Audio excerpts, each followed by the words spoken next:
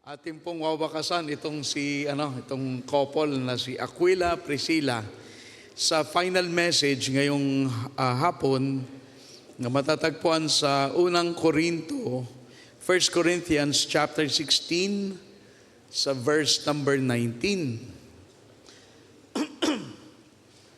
Okay, so tayo po ay siguro ikailan ba to? Ikalima siguro na mensahe patungkol sa mag-asawang Aquila and Priscilla.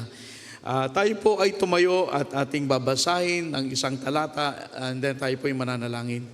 1 Corinthians chapter 16, verse number 19. The churches of Asia salute you. Aquila and Priscilla salute you much in the Lord with the church that is in their house. Okay, my title is simply Connecting Your Family to the Church. Connecting your family to the church. Let's pray.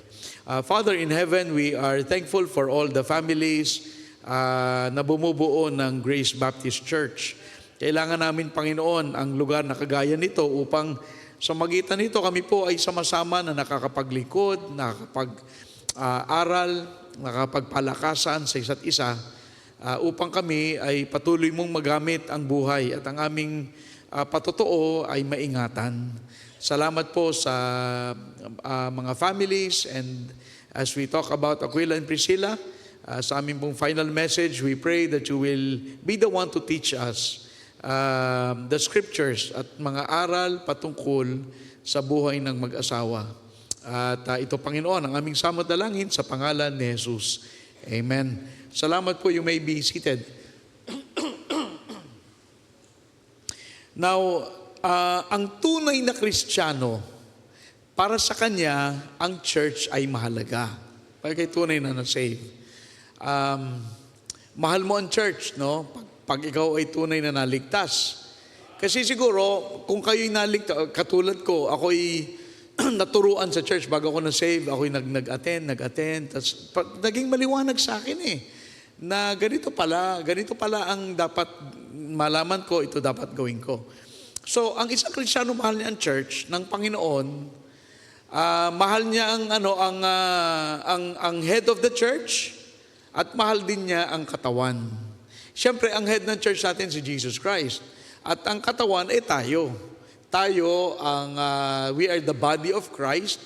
Hindi yung hindi ako naniniwala sa lahat ay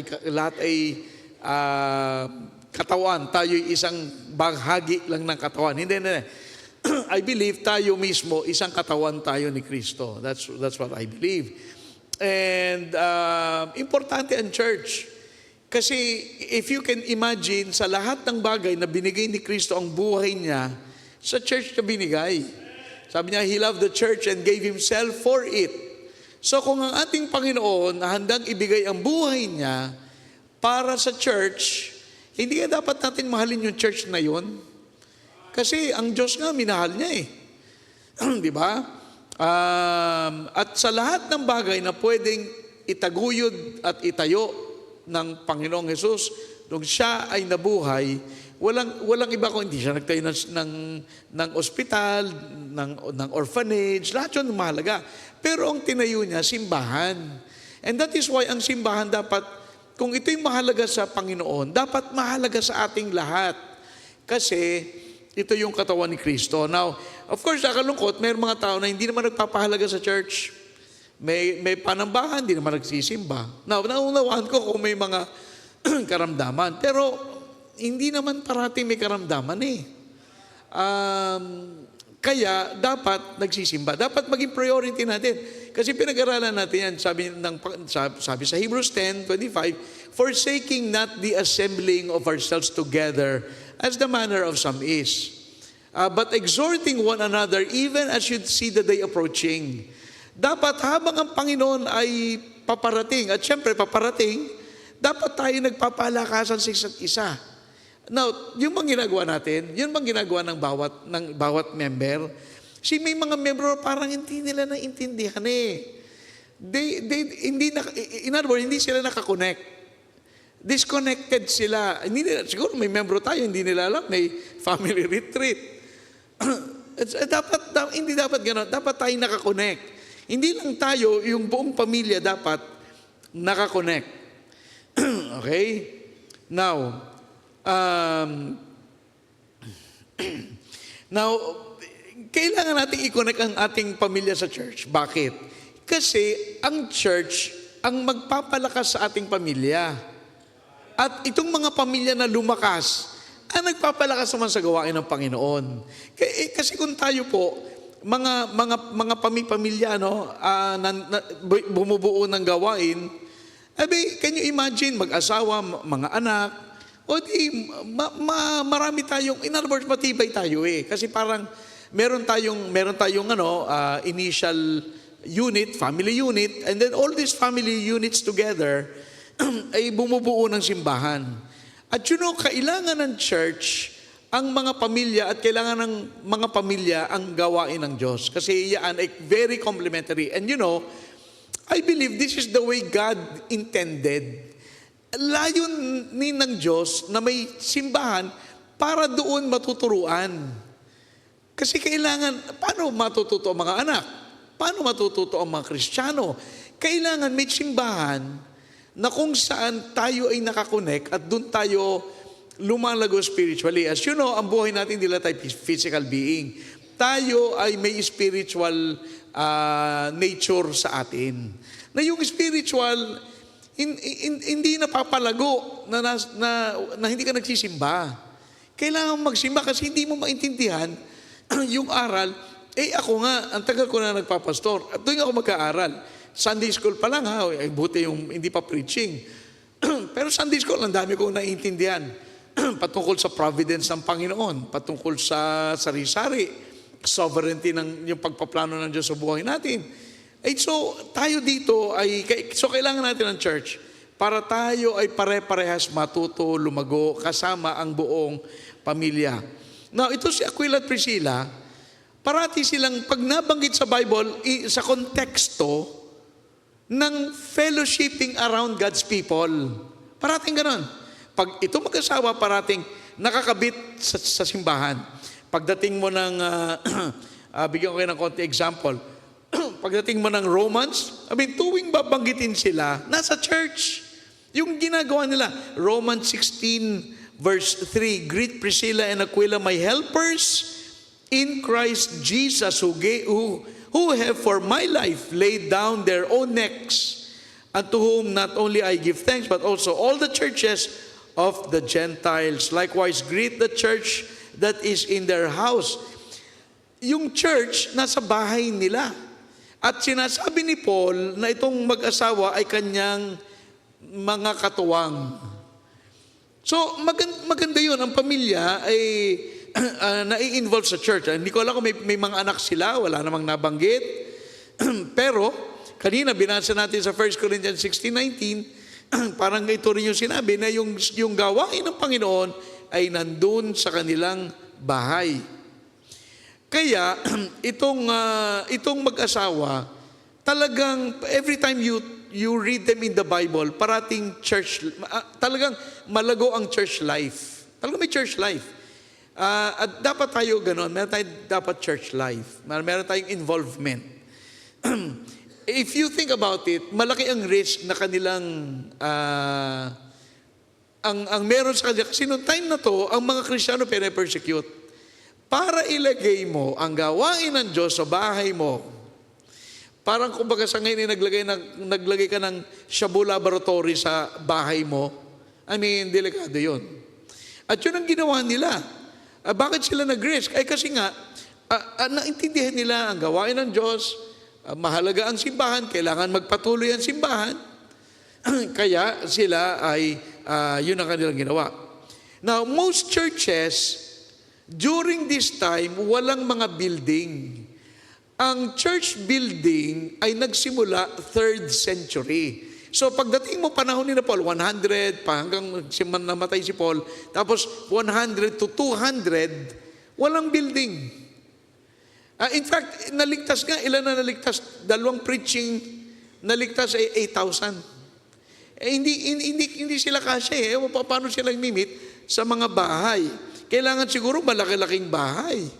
Kasi ang dami, di ba, sa Acts, unang preaching ni Peter, 3,000 kagad eh. So, ang dami Kristiyano kagad.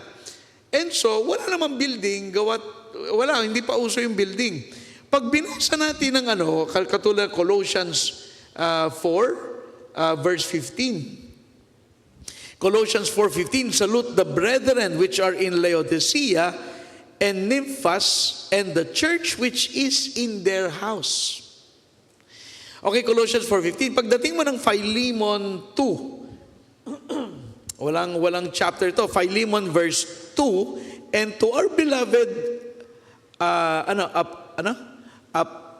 Apphia and Archippus, our fellow soldier, and to the church in thy house. So yung church sa bahay ulit nila. Walang building. And so itong mag-asawa, nandun sa bahay nila ang gawain ng Panginoon. Yan ang ginagawa, hindi ba sa Saudi? Yan ang ginagawa nasa mga bahay-bahay kasi liban ko kay Catholic kasi yung mga ganan, may mga na sila. Pero yung mga gawain ng mga ng mga kapatiran sa mga lugar na hindi maraming simbahan, sa mga bahay lang.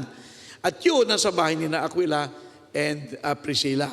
So, bakit nasa bahay nila? Baka naman sila ang kanilang business ay lumago, hindi natin alam. Wala namang sinabi sa Bible, pero tiyak na pinagpala sila ng Panginoon. Kasi nga, sila ay mga active members doon sa church na yan. So si Aquila Priscilla ay tila binigay na ang kanilang sarili sa Panginoon. Kaya naman sila walang problema ibalik sa Panginoon yung mga pagpapala na binigay ng Diyos. Alam mo yun, yung binigyan ng Panginoon sila ng kaligtasan, binigyan ng pamilya na maayos sa pamilya, faithful na pamilya, siguro pinagpala negosyo. So wala silang problema. They connected themselves to the church at sila ay nagamit ng church sa maraming paraan. Alam nyo mga kapatid, it is a privilege na tayo ay gamitin ng Diyos. Minsan may narinig ako sa mga kwentuhan, mga kwentuhan na sabi ng membro, ako na may ginamit lang ng pastor. Siguro kung saan man. Actually, ang gumagamit sa atin ay ang Diyos. Kasi kung pastor ang gumamit, sino gumamit sa akin? Hindi na ako naghanap na ibang trabaho. Ako inasikaso ko ang gawain ng Panginoon. Hindi ko na yung mga pangarap ko sa buhay, kinalimutan ko na. Sino gumamit sa akin? So tayong lahat magpagamit sa Diyos. Wala namang may-ari nito. At kanina kausap ko yung bisita natin, kung nagko-coffee tayo kanina. Sabi sa pastor, ito ba ang church nyo? Ay, hindi ho sa amin ito. Ito yung church ng Baptist. Ako lang ang pastor. Ay, okay. Kasi baka akala niya, church, hindi ko to church. Ako lang ang nagpapastor ngayon. Pero hindi ko to church. Gawa ng wala namang may-ari ng church. Ang may-ari, hindi Panginoon, di ba? So, liwanagin natin. So, pero mahalaga, kung ano man ang binigay ng Panginoon sa atin, tandaan na, sa Deuteronomy 8:18, sabi doon, wag ka natin kalimutan that it is God who giveth us the power to get wealth. At ito si Aquila Priscilla. If they were financially blessed, sila ay walang problema na nagpagamit sa Diyos. And that's why we need to remember, we are simply stewards. Tayo ay katiwala. Salamat na lang na ang ating what we have ay nagagamit ng Diyos. Kasi maaaring iba ang gamitin, didiwag na ikaw. Kanino bang kawalan yun na hindi tayo gamitin ng Diyos, di ba? Kawalan natin yun. Kaya, magpagamit tayo sa gawain, sapagkat ang buhay na ito ay, pag-isipin mo, ang gawain ng Diyos, tayo ay isang maliit na bahagi lang doon sa malaking larawan na ginagawa ng Diyos dito sa kanyang kaharian. So tayo, maliit lang tayong part, no? Maliit na part lang tayo, and there is something much bigger than ourselves. If you think about it, ang plano ng Diyos ay mas malawak. Hindi lang tayo yan. Tayo nagpapagamit lang. So number one, more than a church member, they were actively involved in the church. Hindi lang sila nagsimba, talagang mahal nila yung church. Kasi every time makita mo, church ang context ng sinasabi, yung church sa bahay nila, sila yung fellow helper, si Paul, sila yung nagbigay ng buhay para maglingkod sa Panginoon, kahit na sa kabila ng panganib na kanilang kinakaharap bilang mga membro ng church. So kung isipin mo, itong dalawa na to, talagang involved sila. Anong ginagawa nila? Hindi ko alam, baka sila nasa management, baka sila naglilinis ng church, at marami tayong magagawa. We can promote the church, we can give, we can serve, we can, kung maraming bagay And I'd like to say, kayong may mga pamilya, i-connect nyo ang inyong pamilya sa gawain dito. Dapat kayo, pag kayo member na, para mapakinabangan nyo ang church, na kayo ay maging bahagi. Kasi maraming maitutulong ang church. Siyempre, marami rin tayong magagawa para sa church. Pero, together, tayo kasi yung church Hindi yung building ito yung chapel. Tayong church, pag tayo nagsama-sama, marami tayong matutulungan. Magkakatulungan tayo. Sa maraming paraan. Pag nandito, meron tayong fellowship. Tignan mo, pag ikaw ay Kristiyano na hindi ka connected sa church, ang tanong, sino fellowship mo? Sino fellowship mo sa spiritual? Para lumago ka spiritually. Wala maaaring makatrabaho, hindi naman church yung workplace. Hindi naman church ang pamilya. Hindi naman church ang makamag-anak. Sa usapin ng spirituality, kailangan natin ng church. Kaya doon tayo connected. Ma-enjoy natin yung fellowship, yung pag-aaral, yung napakadaming bagay, including accountability. Tayong mga Kristiyano, we don't live in a bubble. Tayo ay nandito Meron tayong accountability sa isa't isa, kaya meron kayong pastor na parati kayong papakialaman. Kung merong nakikita ang pastor na mga, and it is to your benefit to listen to me. Gawa ng, ganun ang dynamics Ganun ang dynamics natin. Kaya maganda make church, at least may accountability kayo. Hindi ka pwedeng magpalasing-lasing dyan sa Fairmills, kung may alak dyan, di ko alam. Kasi, di ba? Hindi pwede yan. Ayun yun nun. Yung accountability, ang ganda na. Di ba? Libre kayo ng, at least may mag-ano sa inyo. So ganun nangyari sa mag-asawa. They were active members. And God made us to benefit from the mutual encouragement and strength na pwede natin kunin sa isa't isa. Kaya huwag kayo lalayo. Huwag kayong mawawala. Huwag kayong, di ba? Huwag kayong mag-isolate. Kasi sa Bible, alam mo yung mga one another? Ang dating one another sa church. Ililista ko, kung binigay ko sa media, pero parang binigay ko. Bigyan ko ng konting sample. Tingnan yung ito yung mga together, mga one another. Ibig sabihin ang church, kailangan tayo nagtutulungan. For example, Romans 12:10. Tama ba?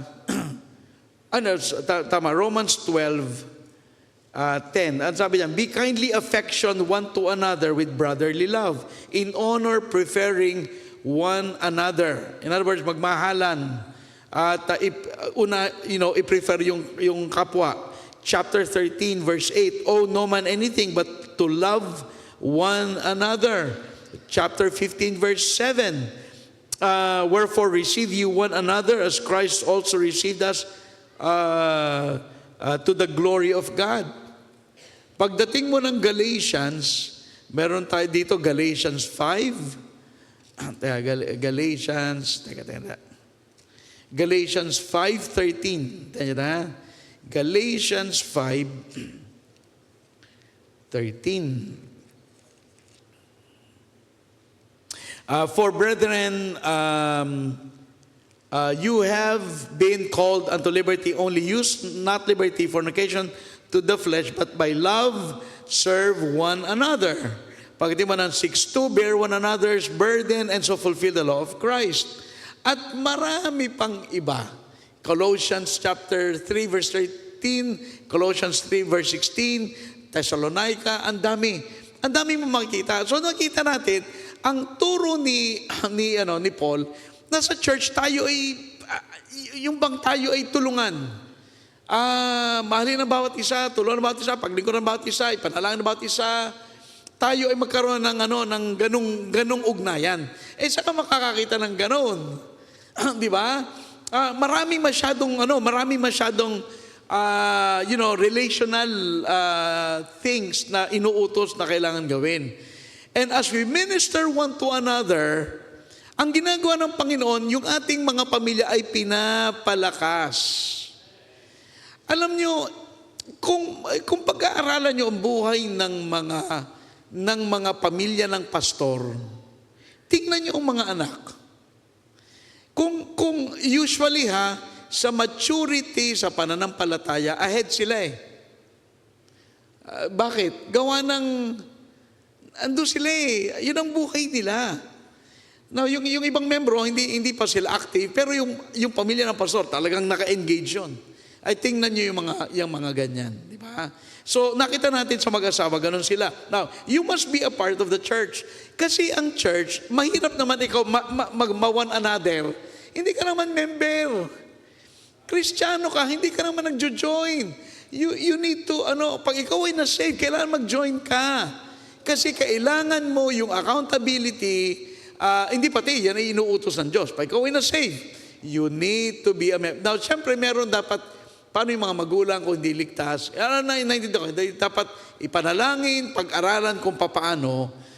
Pero sinasabi natin parati, ang unang hakbang ng pagsunod sa Panginoon, pagkatapos na ligtas, ay bautismo.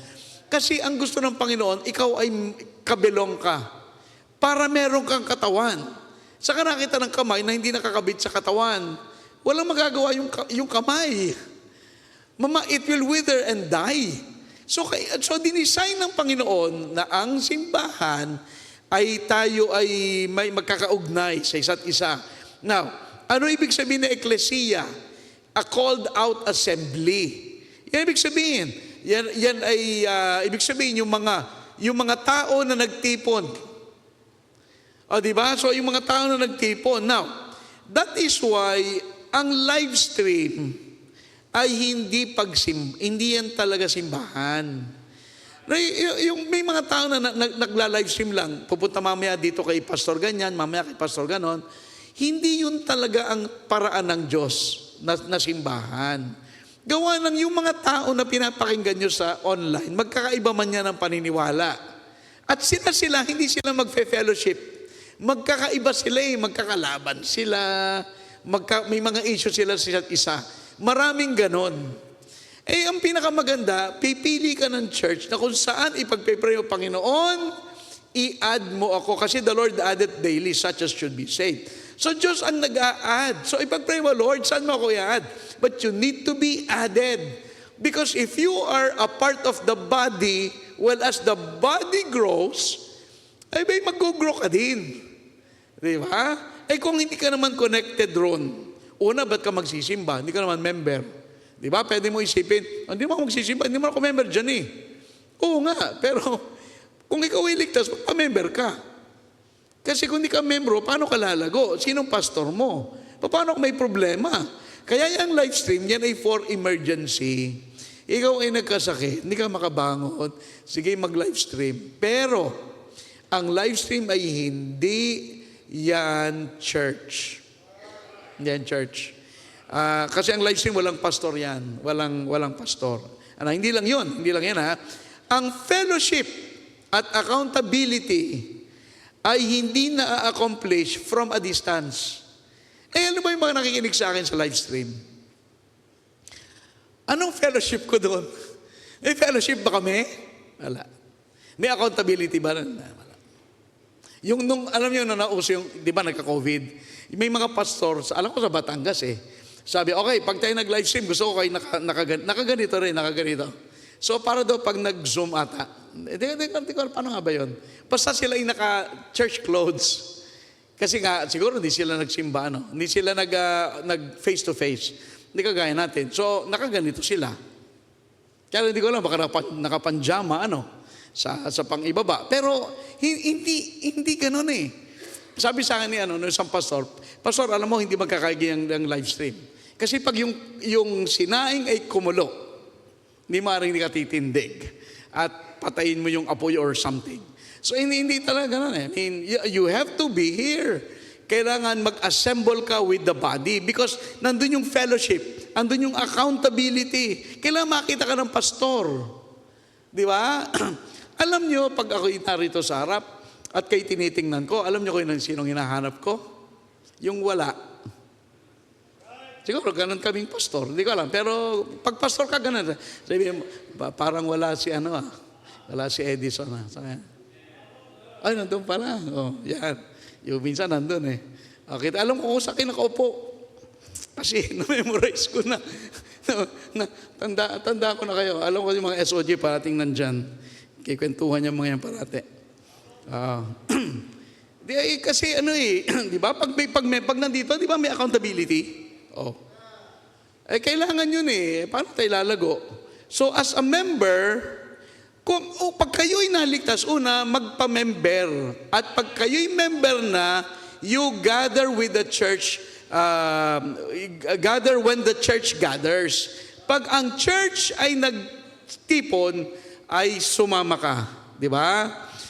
Because you will encourage others, you will build them up, they will build you up, you will strengthen them, they will strengthen you. Di ba? Ganun eh. Yun ang kailangan dun. Pangalawa, pag ikaw ay naging member na, maghanap ka ng lugar kung saan ka magpapagamit sa Diyos. Saan ka maglilingkod? Di ba? Sa media, o kaya ay sa music, o kaya ay kung saan, sa kitchen, sa nursery, sa ushering, sa jeep, sa Sunday School Chapel, ang dami. Kailangan yun. Now, syempre, iba naman pag kayo ay medyo may mga karamdaman o kaya meron kayong mga, pero pagkatapos ng inyong mga kaabalahan, plug yourself sa church at kayo ay maghanap ng gagawin. Yan ang yan ang ginawa ng Diyos. Hindi niya dinisign ang church for spectators, but for participants. Ang church ay hindi para sa mga tao nakatingin lang. Hindi. Yan ay dapat meron tayong gagawin. So ang ngayon tanong, anong gagawin mo? Kung kayo membro, anong ministry nyo? Di ba? Si Aquila at Priscilla, it seems na sila ay may gift of hospitality. Pag tinignan mo ang 1 Peter chapter 4, 1 Peter chapter 4, verse 9 and 10. Tinan mo sabi dito, 1 Peter chapter 4, verse 9. Use hospitality one to another without grudging. As every man hath received the gift, even so minister the same one to another as good stewards of the manifold grace of God. Ang sabi dito sa verse 9, gamitin mo yung hospitality para sa iyong kapwa. Gamitin mo hospitality. At sinabi sa verse 10, na bawat isa ay binigyan ng kakayanan. Ang gagawin natin, hanapin kung ano yung ibinigay. Kasi kung binigyan ka ng talent sa music, gamitin mo. Sa mga bata, gamitin mo. Now, ang soul winning ay hindi talent. Yan ay responsibility. O sabihin, ako, ang talent ko, mag-akay ng kaluluwa. Hindi talent yun. Yun ay tungkulin nating lahat. Kahit ikaw ay taong mahiyain o kaya wala ka masyadong kaibigan, doesn't matter. Everybody needs to tell somebody about Christ. So yung soul winning ay given yun. Yun ang trabaho nating lahat. Pero meron tayong specific gift na kailangan na binigay ng Diyos para gamitin sa kanyang gawain. Hindi tayo binigyan ng kakayanan para sa ating sarili period. Hindi ang Diyos ganon. So, baka yung gift of hospitality, ang meron yung mag-asawa, yun ang ginawa nila. That's why itong dalawa is more than a church member. More than a church member. Kaya sila ay talagang blessing sa simbahan. Sana ganon ang lahat ng couples ng mga simbahan. Pangalawa, faithful to the end. Now, faithful servants never retire. Faithful servants never retire. Kahit tayo ay matanda na, tayo ay hindi tayo magre-retire. Dapat tayo parating engaged. Wala tayong retirement. Na marami, siyempre, no ako'y nagsimula, siyempre, tanda ko na ako'y simula. Maraming nagsimula doon, pero nasa na sila ngayon? Nasa na sila? Ito magkasama hanggang katapusan sa Bible, talaga namang, parating kinumed ni Paul. Hanggang sa katapusan, nung bago si Paul namatay, sa 2 Timothy 4:19, ang sabi ni Paul, salute Prisca and Aquila. At sinasabi niya, pinupuri ni Paul. Now, yung mga young couples, kalimitan, nagfo-focus sila sa simula ng kanilang, married life. Nagfo-focus dyan. Ngayon, normal siguro yun.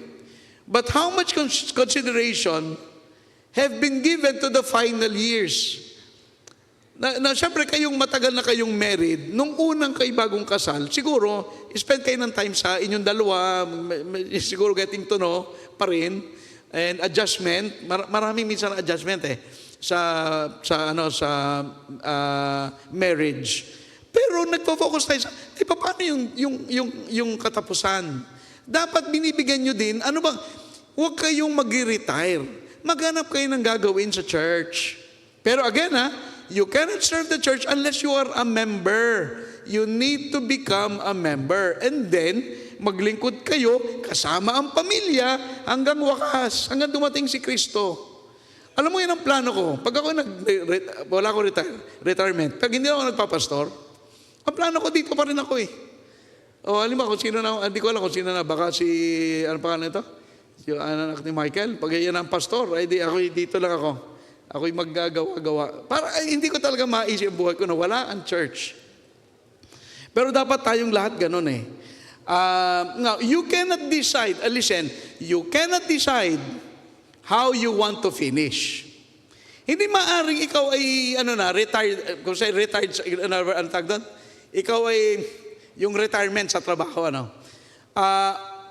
At hindi mo pwedeng piliin na pagkatapos ng buhay mo, ganito ang mangyayari.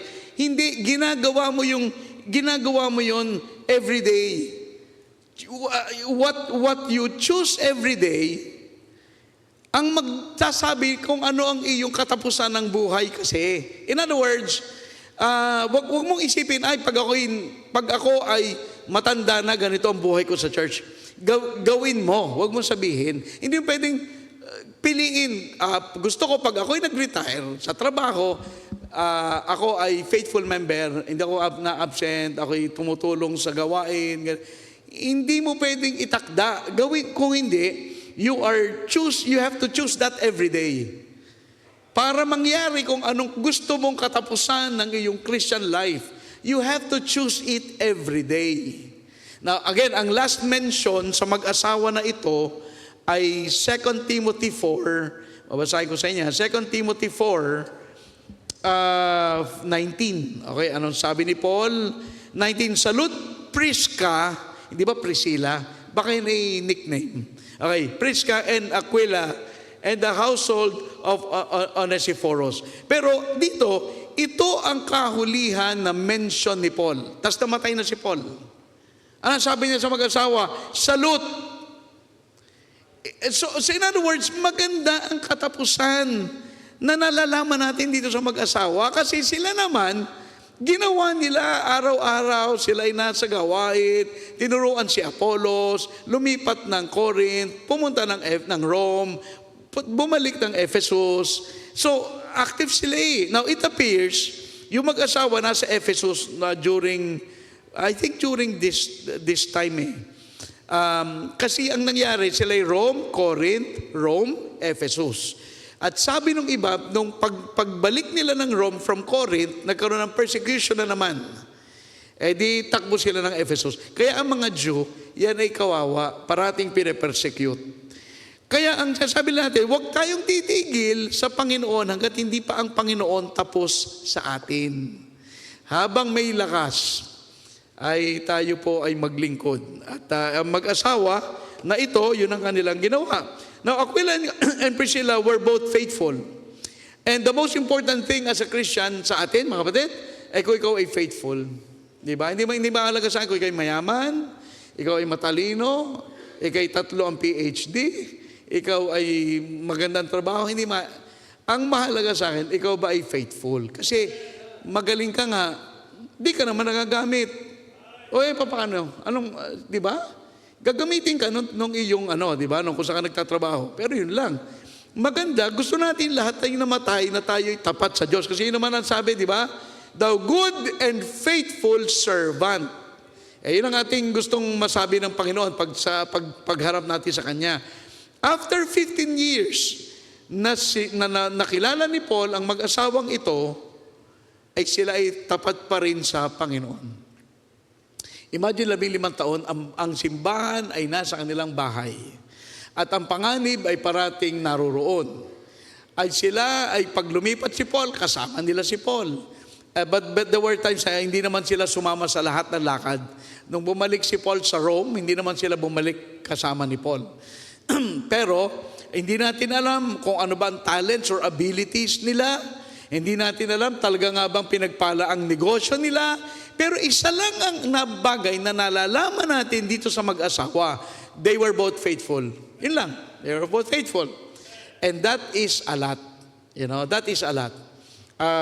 Diyan pinakamahalaga sa ating lahat na tayo maging faithful. Meron akong talata dito sa na nakita sa Proverbs 20 verse 6. At sabi, most men will proclaim everyone his own goodness, but a faithful man who can find.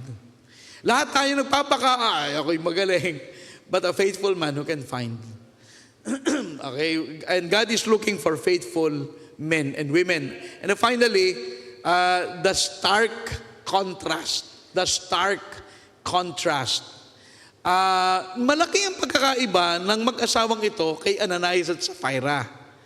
Si Ananias at Sapphira, going back sa Acts 5, kung ating pag-aaralan itong mag-asawa na ito, then you have verse 2. Acts 5 verse 2. And kept back, verse 1, but a certain man named Ananias and Sapphira, his wife, sold a possession and kept back part of the price.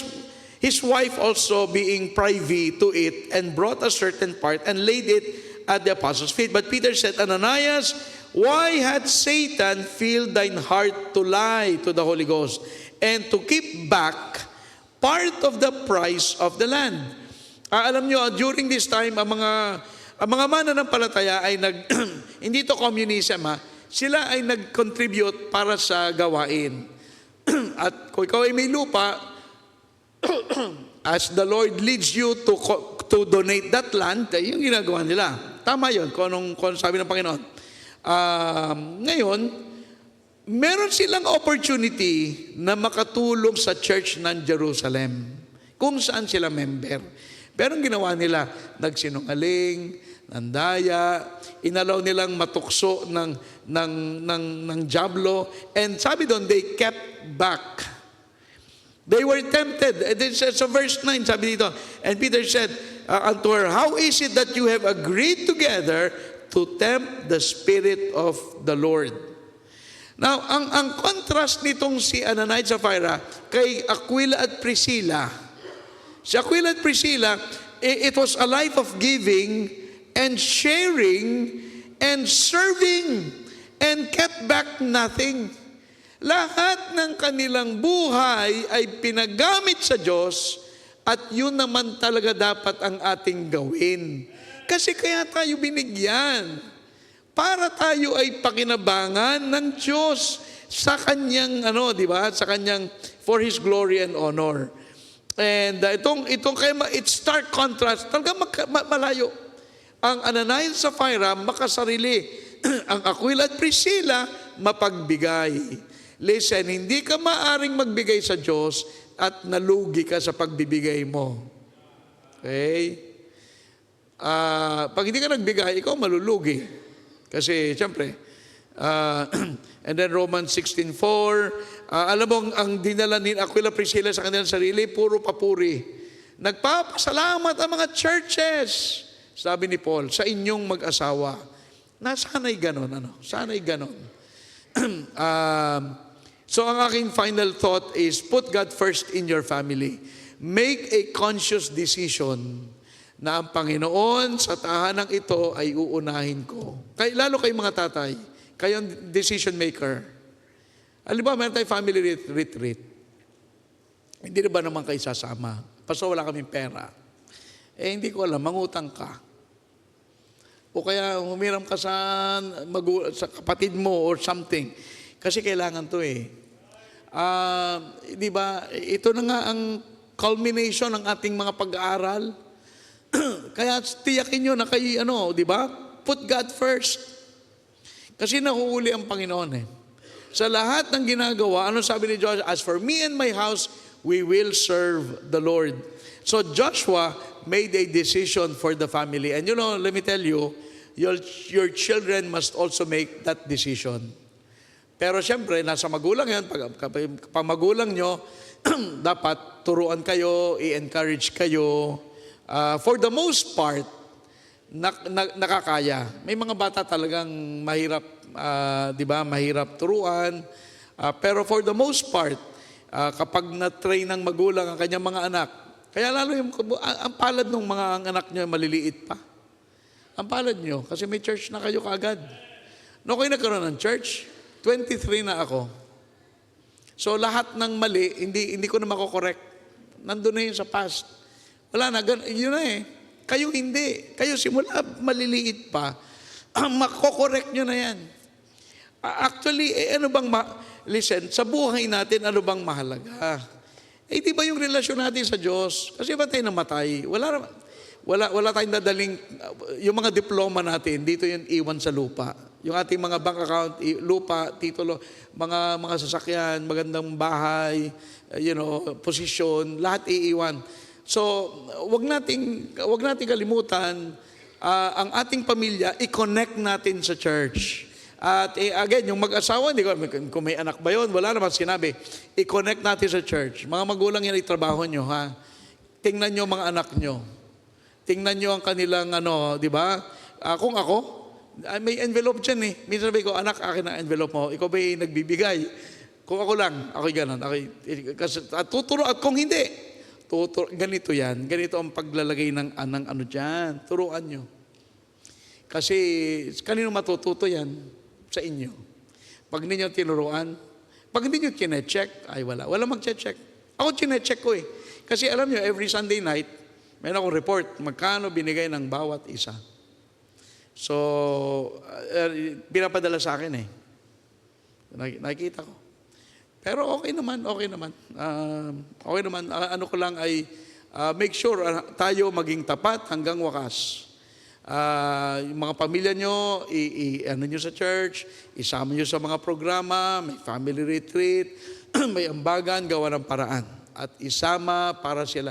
I tell you, nakita ko na yung booklet natin, maganda ang mga lessons. Sayang hindi mapapakinggan. Sana nandun kayo lahat. Okay? Tayo po ay tumayo, tayo po manalangin, let's all stand. At ngayong gabi siguro isang bagay na dapat nating gawin, ipanalangin ang ating pamilya, sapagkat yan lang ang meron tayo yung pamilya, yan ang binigay ng Diyos sa iyo. Mga magulang, binigyan kayo ng mga anak para palakihin sila para sa Diyos. Hindi pa para sa inyo kundi para sa kaluwalhatian ng ating Panginoon. God can take care of the rest. You do your part and God will take care of the rest. Huwag tayong matakot. Ipagamit natin ang mga bata sa Panginoon. Huwag tayong matakot na sila ay involved sa mga gawain. Tayo din naman, samahan natin sila, turuan. Tayong lahat ay mag-invest ng buhay sa ministeryo ng Panginoon, sa Kanyang kaharian dito sa lupa. At kung hindi pa sila naliligtas, mahalaga na sila po ay makakilala kay Kristo, sapagkat mahalaga na ang bawat isa sa atin ay makatiyak ng langit at buhay na walang hanggan. Okay? Tayo po'y manalangin. Panginoon, kami po ay nagpapasalamat sapagkat binigyan mo kami ng pamilya at tulungan mo na ang aming pamilya ay aming maakay patungo sa iyo. At of course, tulungan mo kami maging magandang halimbawa upang ang mga anak ay merong magandang tutularan ng kanila pong buhay pananampalataya. Help us to be faithful so that they can copy our faithfulness. Sana, Panginoon, ay ipakita mo sa amin ang kahalagahan ng aming pamilya ay actively involved sa gawain sa local church. And I pray na sa aming pong mga naririto, siguro may mga Kristiyano na walang church. I pray that you'll encourage them to join the Grace Baptist Church. Sa aming mga bisita na wala pa kay Kristo, tulungan mo sila na ikaw ay kanila pong makilala. Bigyan mo sila ng sapat na biyaya, habag, upang magtiwala kay Kristo bilang sariling tagapagligtas. At sana, Panginoon, ang magandang simula na ito ng kaligtasan ng mga magulang ang tutulong upang ang kanila pong buong pamilya ay madala sa iisang pananampalataya kay Kristo na iyong anak. Bless, Lord, our invitation. In Christ's name we pray. Habang lahat po'y nakatungo, nakapikit, would you like to come and pray for your family, for your children? Ito na po ating final lesson on Aquila and Priscilla. What a great couple. What a wonderful marriage. God had blessed them with so much na sila po ay talagang maraming natulungan, pati mga pastor naturuan nila. At ang gawain ng Diyos na ipagamit pa nila ang kanilang tahanan sa Panginoon. Hindi po ba yan ay isang malaking privilege? Ba't hindi po natin kaya gawin yon? Meron tayong mga tahanan, pwede tayong mag-invite ng Bible study. Pero alam mo, higit sa lahat, pinakamaganda ng ating pong pamilya ay madala natin sa pananampalataya kay Kristo. Kasi alam niyo po, kung tayo nasa langit, sila'y wala, hindi po, I'm sure we will be happy in heaven, but would it not be wonderful to see the entire family join you in the heavenlies? And so, ipanalangin natin, ang habag ng Panginoon ay walang hanggan. And so, ipagpanalangin natin na sana maligtas po ang ating mga mahal sa buhay. At tulungan natin po ang ating pamilya na sana ay lumago din sa pananampalataya sa magitan po ng local church. At again, kung ang ilan po sa atin ngayong hapon ay hindi pa nakakilala kay Kristo, mahalaga po na makita natin na wala pong ibang landas patungo sa langit liban kay Jesus. At kailangan mo po natanggapin siya sa iyong puso bilang sarili mong tagapagligtas. Kung ikaw ay hingi ng tawad sa iyong mga kasalanan, sa lahat naman po tayo nagkasala, at tatalikuran mo makasalanan na ito, at ilalapit mo kay Kristo ang iyo pong kaligtasan, ikaw ay maliligtas. Kaya ang gawin mo lang, tanggapin mo si Kristo, at ikaw ay manampalataya sa Kanya. Patuloy tayong manalangin habang lahat ay nakatungo nakapikit. Patuloy tayong manalangin.